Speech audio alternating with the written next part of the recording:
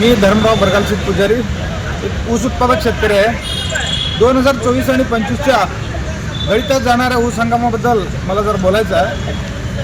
2024 आणि 25च्या गळीतात जाणाऱ्या ऊसाच्या ॲडव्हान्स बिलाच्या दराबाबत कोणत्याही कारखानदारांनी अजून सुद्धा दर जाहीर केलेला नाही आणि विठ्ठलच्या अभिजित पाटलांनी आणि माढ्याच्या बबनदादा शिंदेनी 3500 रुपये दर जाहीर केलेला आहे। त्यांच्याचप्रमाणे आपल्या सर्व कारखानदारांनी सुद्धा ॲडव्हान्स दर हा 3500 रुपये जाहीर करावा असं मी विनंती करतो।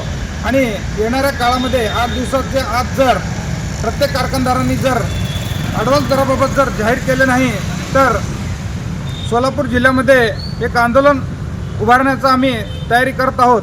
आणि येणाऱ्या काळामध्ये सर्व शेतकऱ्यांना आवाहन करतो की तुम्ही 7 ते 8 दिवस ऊस कारखानदारांना देऊ नका। जर तुम्ही ऊस दिला तर त्यांनी ॲडव्हान्स दर जाहीर करणार नाही। एक जागरूक शेतकरी म्हणून बोलतोय।